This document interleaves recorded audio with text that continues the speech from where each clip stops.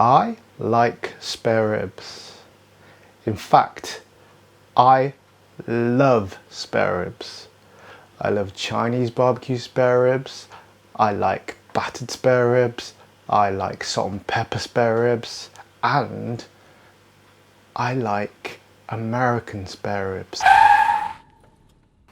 I like American spare ribs. The baby back spare ribs, the Jack Daniels glaze, the barbecue glazes they do. I love them all. I love them barbecued, I love them baked, I love all kinds of spare ribs. And the reason I'm sharing this is because, okay, you might expect me to do Chinese spare ribs all the time. However, recently I was taken to a Father's Day meal by my lovely family, and I had some American style glazed spare ribs, and they were amazing. They were really, really nice. So I thought, I wonder if I can kind of make a hybrid. Chinese barbecue spare ribs, but that kind of sweetness, the tanginess you get from the American glazed spare ribs. So today, guys, I'm going to show you how I make my version of it. And oh yes, they are good. Let's go. So for this recipe, we're going to use 3 cloves of garlic, and we're going to slice them finely.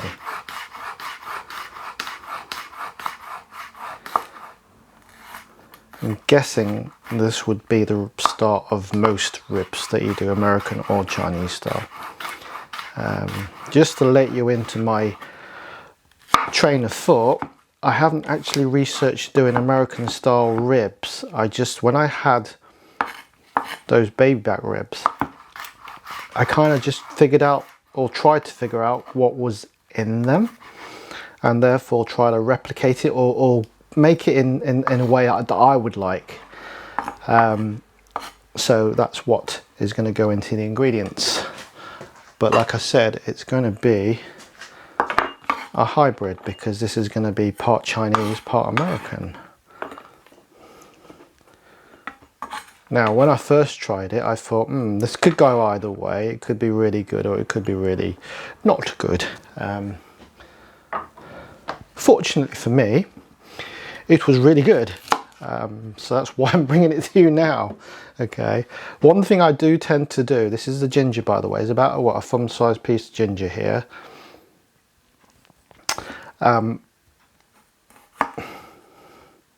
What I try to do is cook stuff that I like to eat.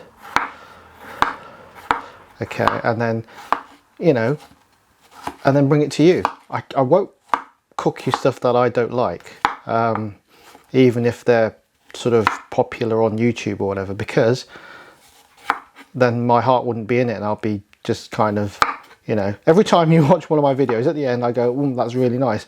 And you know what? That's because it is really nice. I cook things to my own taste. Now, that may not to be everybody else's taste. However, I couldn't do this if I was cooking stuff that I didn't like, and that means a lot to me.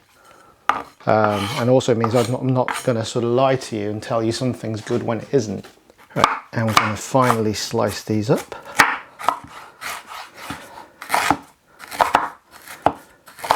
Mind your fingers. What we don't want is any blood in the ingredients. That's probably not a good idea any day of the week. But yeah, I cook what I like to eat, what my family likes to eat, and things that I've been brought up with, things that I've invented, things that I've modified. I think that's my favourite thing to do, is take maybe some really classic dishes like these ribs, and then just mix it up a bit and see what happens. Now, obviously, I'm not going to bring to you anything that doesn't work, because that would be kind of a waste of time. But this one has worked, in my opinion. I mean, if you do try it, let me know what you think. Let me know how you think it tastes. Let me know what you've done any differently from me. That would be cool. Any feedback like that, greatly appreciated. And let's start the conversation.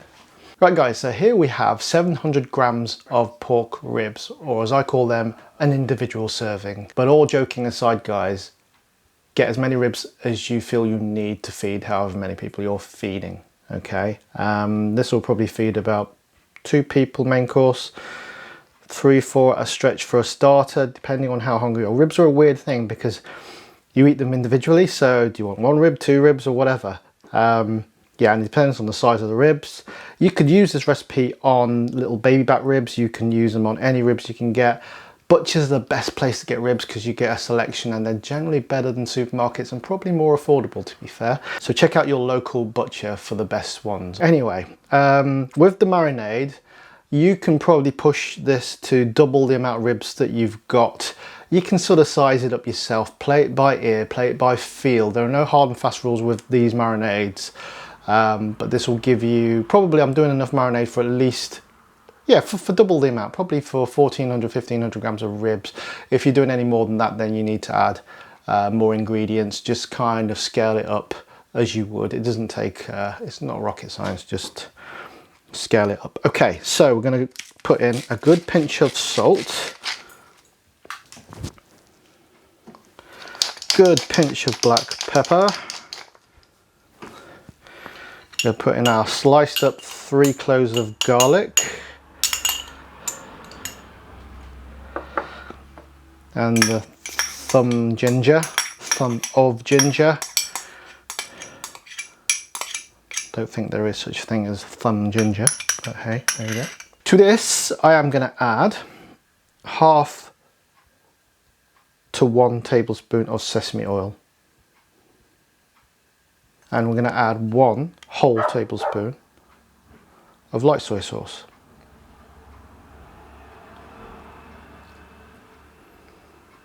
To this, we are going to add, I'm going to put 3 tablespoons of honey.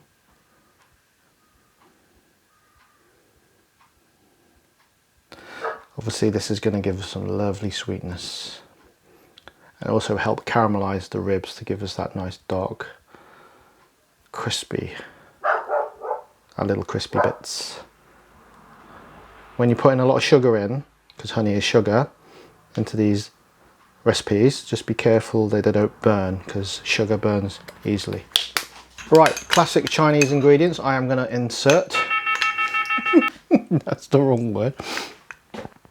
Right, classic Chinese rib ingredient. We're going to put 1 tablespoon of hoisin sauce. I'm also going to add 1 tablespoon of yellowbean sauce. Now, yellowbean sauce is something that a few of you guys have seemed to have slight issues in perhaps finding. You could normally find it at your Chinese Asian supermarket, but if you can't, it's not a big problem. I would just double up on the hoisin sauce. Right, moving over to the more kind of Western stroke American style, what we have here is some ketchup. I am going to put 3 tablespoons of this stuff in. I know some people go absolutely crazy when I start using ketchup in my Chinese recipes, but honestly, they've been doing this, or we've been doing this. I speak for the Chinese race, at least the ones that came over to the West, Britain, America, etc. Yeah, it's what we use. Okay, yeah, you can call it non-traditional. That's fine. Like I said before, food is good when it's good. Okay, I don't judge by the authenticity of things. Of course, there's a place for that sort of thing, and I will do some more authentic dishes when the time is right for me to do that. But if it tastes nice, it is nice. I'm not claiming any kind of authenticity here. I'm just giving you, hopefully, food that tastes really good. That's all I care about at this point. Okay. So anyway, rant over. So I'm also going to add 3 tablespoons of this, what we call in the UK, brown sauce. I know some American guys and girls have had sort of equivalency issues. What it is, I've been told, I've been helped by some American subscribers, that what you're looking for is A1 steak sauce. That's the closest thing to it. It's tangy. It's got a kind of sharp sharpness from the vinegar in it. It's got these spices and herbs. In Britain, we've known this since the year dot. It's really good with any kind of meat, and I find it really adds a nice flavour to things like pork and to beef. Really, really nice. So all this is going to amalgamate into something really nice. I think you're going to like it. Okay people, it's time to mix all that delicious marinade in. Why am I trying to look like a weird Bond villain? I don't know. Get in there. These gloves are cool for that. He says, flicking stuff all over the place. Give it a good mix. Make sure that marinade is all there, all mixed in so it can absorb into the meat and make it really, really flavoursome. You know what? I hate that word. I hear people say it, flavoursome. It sounds like it's made up. I don't even know if it's a real word, but I don't really like saying it. I'd rather say something like, so it's full of flavour. Flavoursome or flavourful. That's another one I don't like. Really don't like that. Yeah. What other words don't you like to use when it comes to food? Give me your suggestions. If you have some food that or terminology in food that you don't like, leave them in the comment section. That'll be fun. That'll be fun. I have a few more, but I'll let you go, guys. I'll let you have a little go. Yeah, and I'll judge. At the moment I can respond to pretty much every comment, so do that and I'll respond accordingly. I won't be rude, and please don't be rude, but yeah, let's keep it light, let's keep it funny. It's only food. Right guys, let that stand for a few hours overnight if you can, so it can absorb all the flavour and become full of flavour. That's what we want. Excellent. Alright everybody, so the ribs have been marinating for a couple of hours and we're just going to lay them out into a baking tray. Sort of right side up, which means the fat or the meat section is on top. Okay. I mentioned fat. I was thinking about it because I don't know about you guys, but I like ribs. I think it's a Chinese thing with nice bits of fat in it because that's what gives us the tenderness and holds the flavour. I find that people sometimes put up by this and they're like very lean ribs, but lean ribs tend to go quite dry and they don't hold their flavour as well, and there's nothing worse than a dry rib, I don't think. So yeah, get your ribs with fat on them. Okay, right, so those are nicely coated in the marinade. I'm going to stick them in the oven. So for the first 45 minutes, they're going to go into the oven preheated at gas mark 2, 150 degrees centigrade or 300 degrees Fahrenheit for 45 minutes. Low heat, because if you do that, they will stay nice and tender. If you put them in at a higher heat, they'll cook quicker, yes, but they'll also dry out quicker. With pork, when you're roasting it like this or baking it, the slower you do it, the more tender they become and the more they hold their juices. After 45 minutes, turn your oven up to gas mark 6, which is 200 degrees centigrade or 400 degrees Fahrenheit. This will finish off the ribs and it'll give you a nice caramelization of all the sugars in the marinade and give you that nice browning effect, and they will be delicious. So without further ado, they're going in the oven.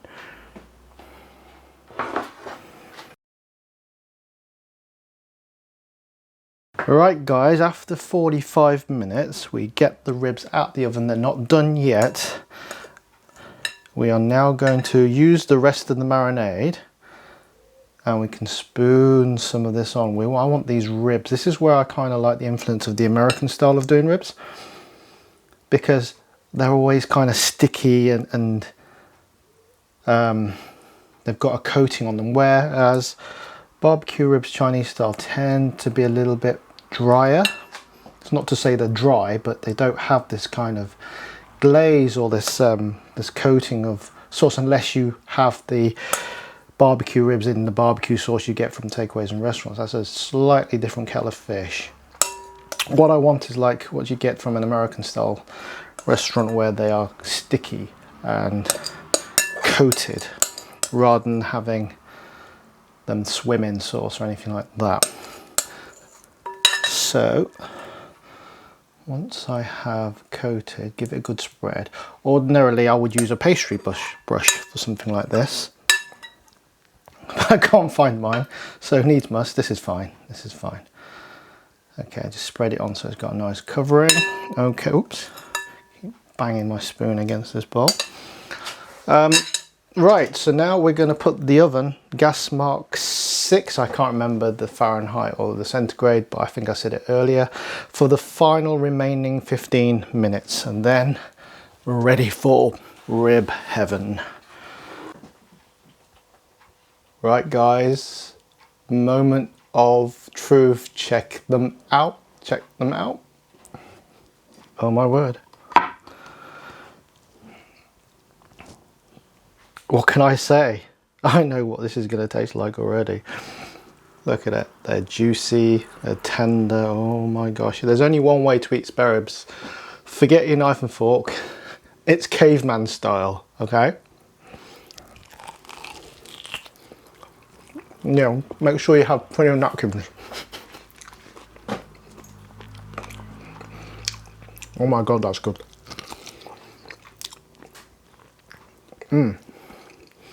It's a really nice blend actually. You got your hoisin, the yellowbean, and the Chinese style of it, obviously garlic and a little bit of ginger, and then you've got that tang from that brown sauce, from that A1 steak sauce, and from the ketchup a bit of sweetness. It's magic. Absolutely delicious. Oh my word, that is so good.